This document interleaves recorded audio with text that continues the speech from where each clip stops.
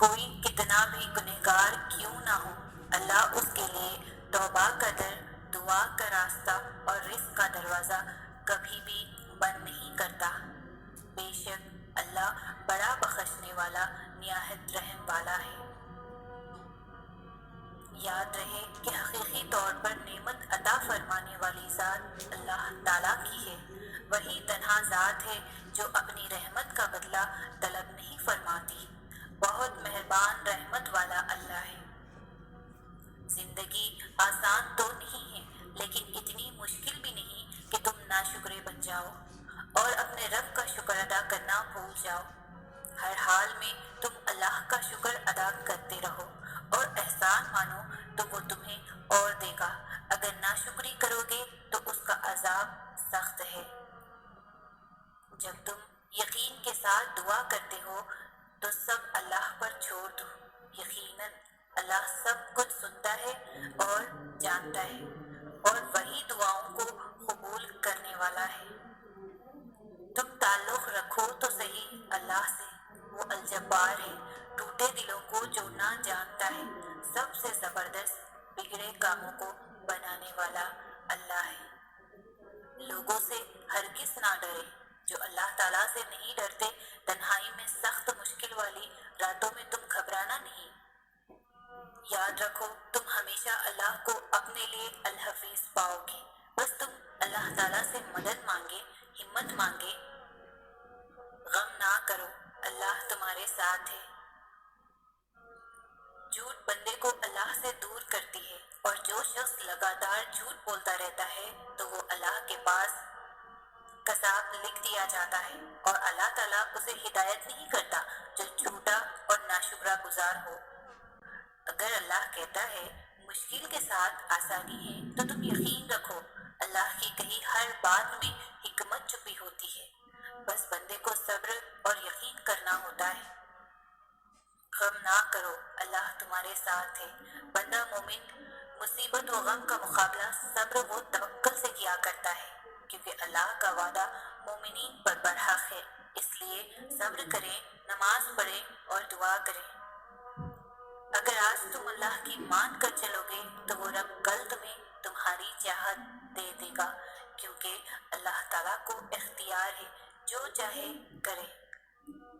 رسول اللہ صلی اللہ علیہ وسلم نے فرمایا، اللہ تعالیٰ فرماتے ہیں جس مومن بندے کی کوئی عزیز چیز میں دنیا سے اٹھا لوں اور وہ اس پر ثواب کی نیت سے صبر کر لے تو اس کا بدلہ میرے یہاں جنت کے سوا اور کچھ نہیں۔ تم سفر میں ہو ابھی، جانتے ہو کون سے سفر میں؟ کن کے سفر میں۔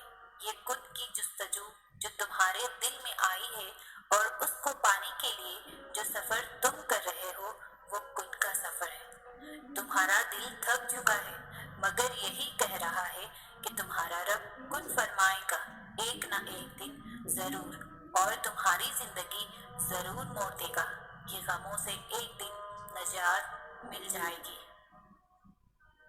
تمہارا رب جانتا ہے کہ تمہارا اس کے سوا اور کوئی سننے والا نہیں ہے، تو جب وہ یہ دیکھتا ہے کہ میرا بندہ محنت کر رہا ہے، صبر کر رہا ہے، توکل کر رہا ہے، تو پھر کن فرمانے میں دیر نہیں کرتا۔ اور پھر تم جو یہ سفر کر رہے ہو، اس کی منزل صرف کن ہی ہوتی ہے۔ شرط بس یہ ہے کہ اس راستے پر تمہیں بھٹکنا نہیں ہے، رکنا نہیں ہے، چلتے رہنا ہے، اور کسی سے راستہ نہیں پوچھنا کہ یہ راستہ صحیح ہے یا غلط۔ لوگوں کی مدد مت لینا، بس چلتے رہنا اپنے رب پر توکل رکھ کے۔ ہاں، میرا رب مجھے جہاں لے جا رہا ہے یہی کن کی طرف جاتا ہوا راستہ ہے۔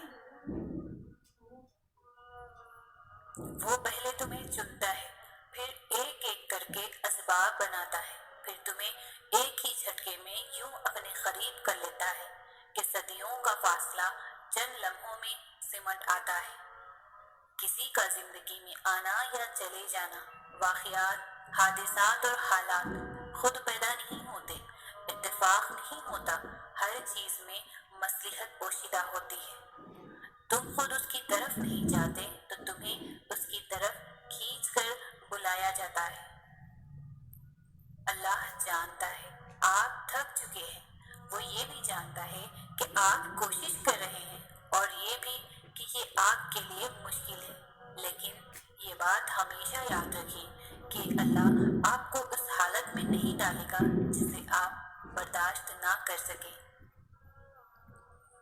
اگر اللہ تعالیٰ آپ کو کسی آزمائش میں مبتلا کرتے ہیں تو مایوس مت ہو، کیونکہ اس کا مقصد یہ ہوتا ہے کہ اللہ تعالیٰ آپ سے کوئی ایسی چیز ٹھیک کرنا چاہتے ہیں جو اس آزمائش میں مبتلا ہو کر ٹھیک ہو سکتی ہے۔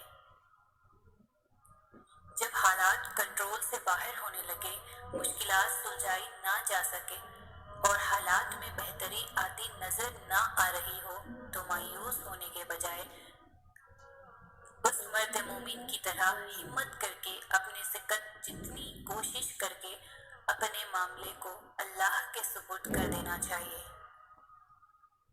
ہم اس دنیا میں جو کچھ بھی کر رہے ہیں، اللہ ہمارے ہر عمل، ہر سوچ اور ہر اٹھتے چلتے قدم سے بخوبی واقف ہے۔ تو تم یہ کیوں بھول گئے ہو کہ اللہ تمہاری بھی ہر پریشانی اور تکلیف کو جانتا ہے؟ تم یہ کیسے بھول گئے ہو کہ وہ تمہیں نہیں بھول سکتا؟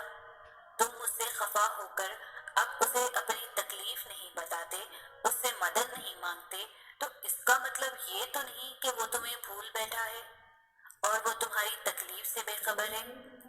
وہ تو بس یہ چاہتا ہے کہ تم جان لو کہ وہ دن کے بعد رات لاتا ہے اور وہ دن کے ساتھ رات کی بھی خبر رکھتا ہے۔ تو کیسے ممکن ہے تکلیف میں تمہاری خبر نہ رکھے؟